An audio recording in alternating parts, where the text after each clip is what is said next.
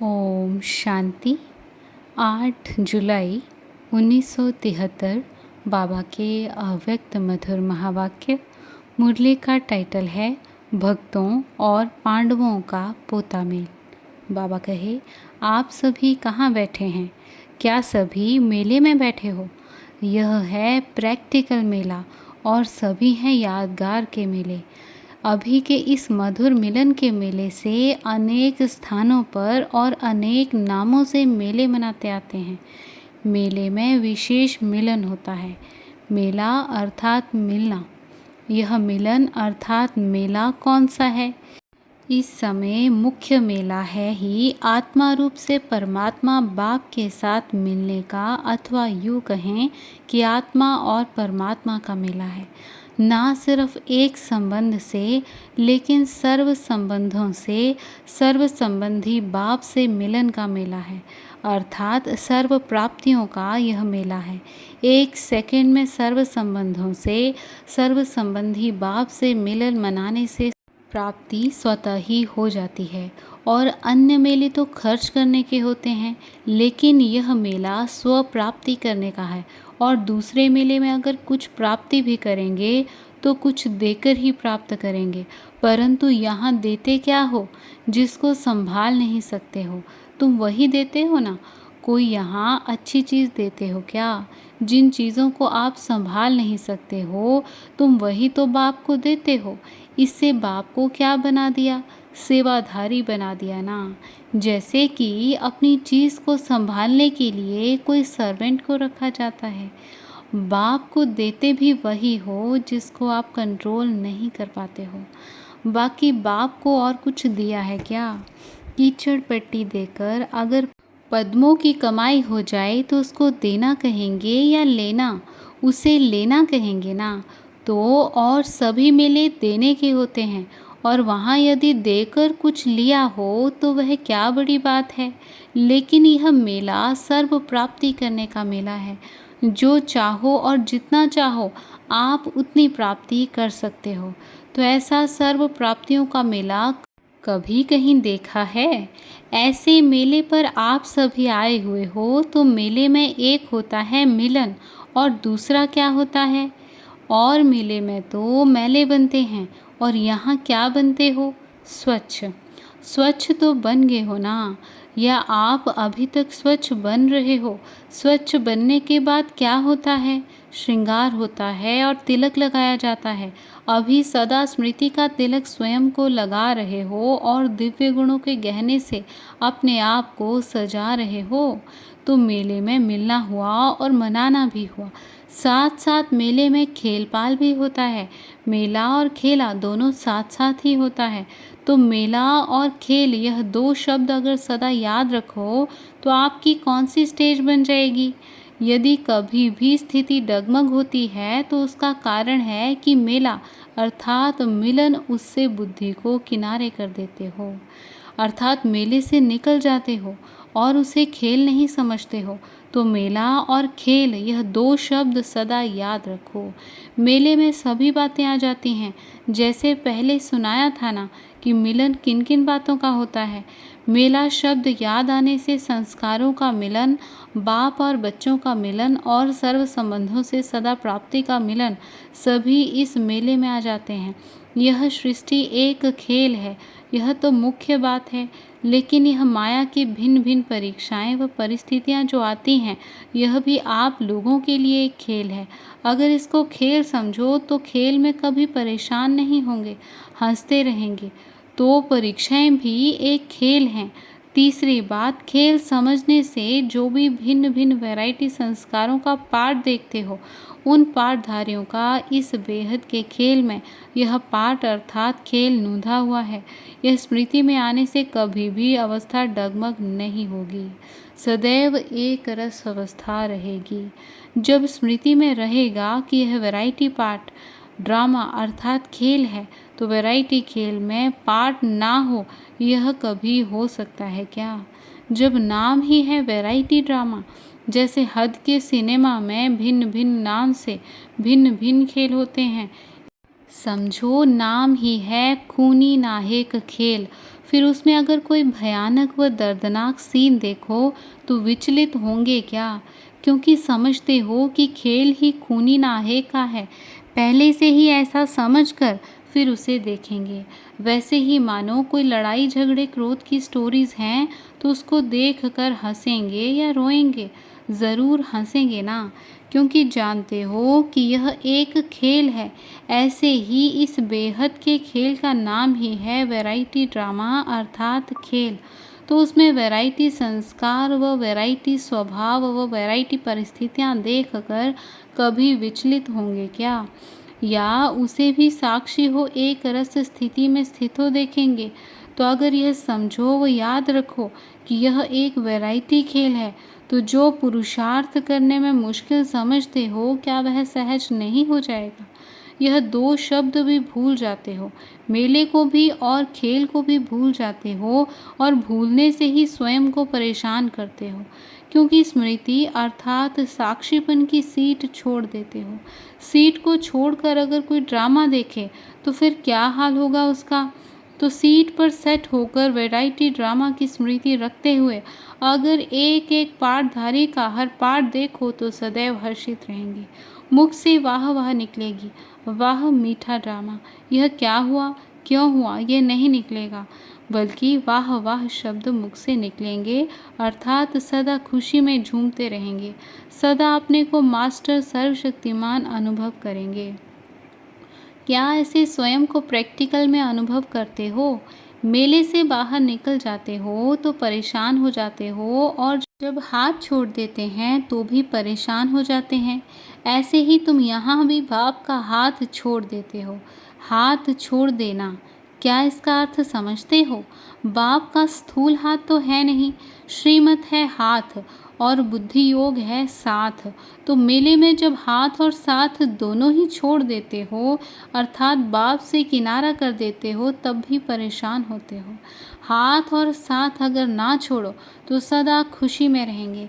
इसलिए अब सदैव मेला और खेल समझकर ही अपने पार्ट और दूसरे के पार्ट को देखो। यह तो सहज बात है और कॉमन अर्थात पुरानी बात है। पुरानी बात को निरंतर बनाया है या कभी कभी भूल जाते हो और कभी समय पर याद करते हो? यह इसलिए बतलाया कि यदि वह दो शब्द भी निरंतर याद रखो तो निरंतर खुशी में और निरंतर शक्ति स्वरूप में रह सकते हो। अभी समय छोटी छोटी बातों में और साधारण संकल्पों के विघ्नों में गंवाने का नहीं है। अभी तो मास्टर रचयिता बन अपने भविष्य की प्रजा और भक्त दोनों को अपनी प्राप्त की हुई शक्तियों द्वारा वरदान देने का समय आ चुका है। अभी देने का समय है, ना कि स्वयं लेने का समय है। अगर देने के समय भी कोई लेते रहे तो देंगे कब? क्या सतयुग में? वहाँ आवश्यकता होगी क्या? तो अभी ही अपनी रचना को भरपूर करने का समय है। अभी अपने प्रति समय गंवाना व अपने प्रति सर्व शक्तियों का प्रयोग करना, उसी में सर्व शक्तियों को समाप्त कर देना, अर्थात जो कमाया वह खाया, ऐसा करने का अभी समय नहीं है। पहले समय था कि कमाया और खाया, लेकिन अभी समय कौन सा है? जो जमा किया है उसको सर्व आत्माओं के प्रति देने का समय है। नहीं तो आपकी प्रजा व भक्त इन प्राप्तियों से वंचित रह जाएंगे और वे भिखारी के भिखारी ही रह जाएंगे। तो क्या दाता और वरदाता के बच्चे वरदाता व दाता नहीं बनेंगे? जिस समय सर्वात्माएं आपके सामने भिखारी बन लेने आएंगी तो क्या रहमदिल बाप के बच्चे सर्व आत्माओं के प्रति रहम नहीं करेंगे? क्या उस समय उन पर तरस नहीं आएगा? क्या उसे तड़पता हुआ देख सकेंगे? लौकिक रूप में भी हद का रचयिता अपनी रचना को दुखी व तड़पता हुआ देख नहीं सकता। तो अभी तुम भी मास्टर रचयिता हो ना? अथवा यह बाप का ही काम है या आपका भी काम है? जब आप लोग भी सभी मास्टर रचयिता हो तो मास्टर रचयिता अपनी रचना के दुख के विलाप व तड़पन को कभी देख नहीं सकेंगे। उस समय उन्हें कुछ देना पड़ेगा। अगर अभी से स्टॉक इकट्ठा नहीं करेंगे और जो कमाया उसे खाते और ख़त्म करते रहेंगे तो उन्हें देंगे क्या? अब अपने पोता मेल को देखना है। अभी के समय प्रमाण मास्टर रचयिता को कौन सा पोता मेल देखना है, क्या क्या गलती की, यह तो बचपन का पोता मेल है। लेकिन मास्टर रचयिता को अपना कौन सा चार्ट चेक करना है। आप हर शक्ति को सामने रखते हुए ये पोता मेल देखो कि आज के दिन सर्व शक्तियों में से कौन सी शक्ति और कितनी परसेंटेज में शक्ति जमा की। अभी जमा के खाते का पोता मेल देखना है, खर्चे को फुल स्टॉप देना है। अभी तक भी अपने प्रति खर्च करते रहेंगे क्या? दूसरों को देना वह खर्चा नहीं, यह तो एक देना फिर लाख पाना है। वह खर्चे के खाते में नहीं, जमा के खाते में हुआ। जब अपने विघ्नों के प्रति शक्ति का प्रयोग करते हो वह होता है खर्च। जब कोई भी विघ्न पड़ता है तो उनको समाप्त करने में जो समय खर्च करते हो या जो ज्ञान धन को खर्च करते हो, तो इतना सभी खर्चा अभी से बचाना पड़े।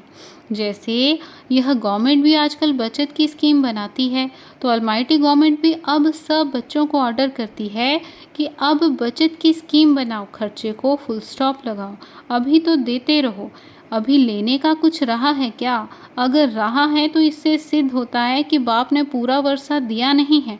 लेकिन बाप ने अपने पास कुछ रखा ही नहीं है, वह तो 1 सेकंड में पूरा ही वर्षा दे देते हैं, जो कुछ भी लेने का रहता ही नहीं। तो अभी बचत करनी आएगी ना कि खर्च करने की आदत पड़ गई है। बहुत ऐसे होते हैं जिसको जमा करना आता ही नहीं, जमा कर ही नहीं सकते, उन्हें और ही खर्च करते करते उधार लेने की आदत पड़ जाती है। यहाँ भी जब अपनी शक्ति खर्च कर देते हो तब कहते हो फलानी दीदी दादी व बाप दादा कुछ दे देवें, उधार ले लेते हो। पहले सोचो कि हम किसके बच्चे हैं, अखुट खजाने के मालिक के बालक हैं।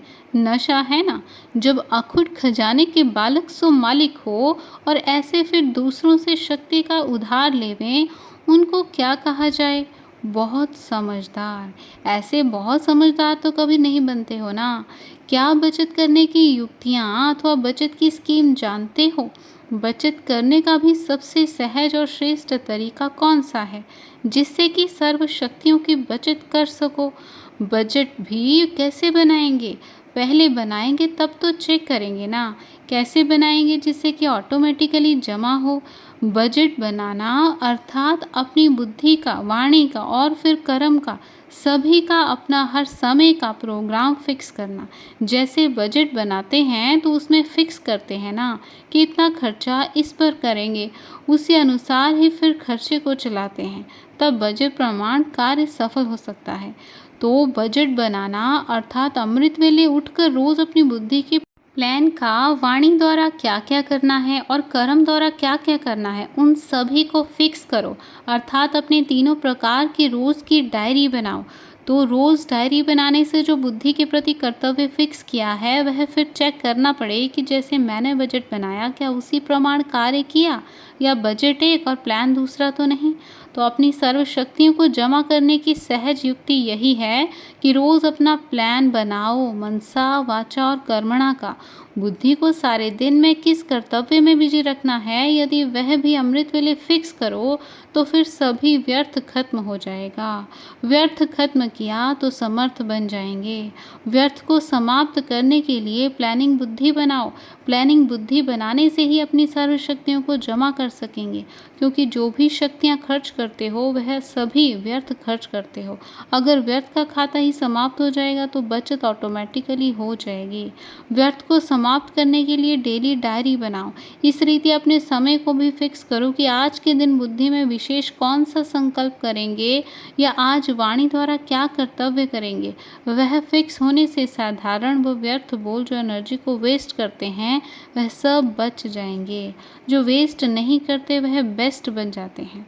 वेस्ट करने वाले कभी बेस्ट नहीं बन सकते। सभी बातों को देखो और अपनी बचत की स्कीम को बढ़ाओ, तब ही मास्टर रचयिता बन सकेंगे। अभी मास्टर रचयिता बनकर रचना की पालना करने की सामर्थ्य नहीं आई है। मास्टर रचयिता नहीं बनेंगे तो क्या बनना पड़ेगा? अगर किसी को संभालना नहीं आता है तो किसी के संभालने में चलना पड़े ना। तो मास्टर रचयिता के बदले रचना बनना पड़े। बनना तो मास्टर रचयिता है ना।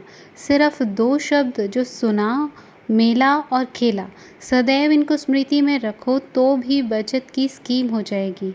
व्यर्थ संकल्प, व्यर्थ समय और व्यर्थ शक्ति जो खर्च कर देते हो वह बच जाएगी। इसके लिए सिर्फ अपना नियम मजबूत रखो। सोचते हो कि यह करेंगे, लेकिन नियमित रूप से नियम बनाते नहीं हो। एक मास जोश में रहते हो और बाद में फिर माया का आना शुरू हो जाता है, अथवा माया बेहोश करने का काम शुरू कर देती है। इसलिए क्या करना पड़े, जैसे देखो, जब कोई होश में नहीं आता उसके लिए इंजेक्शन पिछाड़ी इंजेक्शन लगाते रहते हैं, या जब कोई ऑपरेशन करते हैं तो उसको देख कर फीलिंग ना आए इसलिए भी इंजेक्शन लगाते रहते हैं। तो जिस समय अनुभव करते हो कि अब जोश बेहोश के रूप में जा रहा है, अर्थात माया का जोश शुरू है, तो कौन सा इंजेक्शन लगाएंगे। अटेंशन और चेकिंग तो है ही, लेकिन उसके साथ साथ अमृत वेले पावर हाउस से फुल पावर लेने का जो नियम है उसको बार बार चेक करो। यही बड़े से बड़ा इंजेक्शन है। अमृत वेले बाप से कनेक्शन जोड़ लिया तो सारा दिन माया की बेहोशी से बचे रहेंगे। इस इंजेक्शन की ही कमी है। कनेक्शन ठीक होना चाहिए, ऐसे नहीं कि सिर्फ उठकर बैठ जाना है।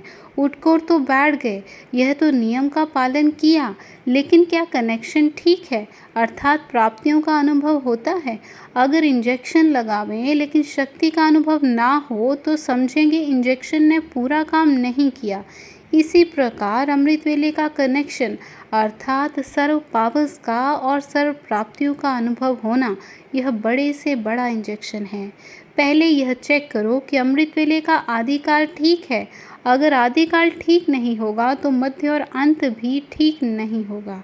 आदिकाल में अनुभव करने का अभ्यास नहीं है तो सृष्टि के आदि अथवा आदिकाल में सर्व सुखों का अनुभव नहीं कर सकेंगे। जैसे सारे दिन का यह आदिकाल है, उस आदिकाल को अगर छोड़ कुछ समय के बाद व कुछ घंटों के बाद जागते व बैठते हो व कनेक्शन जोड़ते हो तो जितना यहाँ लेट उतना वहाँ लेट, क्योंकि बाप दादा से बच्चों के मिलन का अपॉइंटमेंट का समय जो है उसमें पहला चांस बच्चों का है, फिर है भक्तों का टाइम। अगर भक्तों के टाइम में भी कनेक्शन जोड़ा तो बच्चों जैसा वरदान नहीं पा सकेंगे। इसलिए इस काल का उस काल से कनेक्शन है।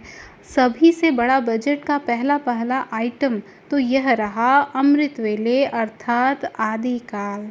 उस समय अपने को चेक करो कि हम आदिकाल में आने वाले हैं या कुछ जन्म पीछे आने वाले हैं।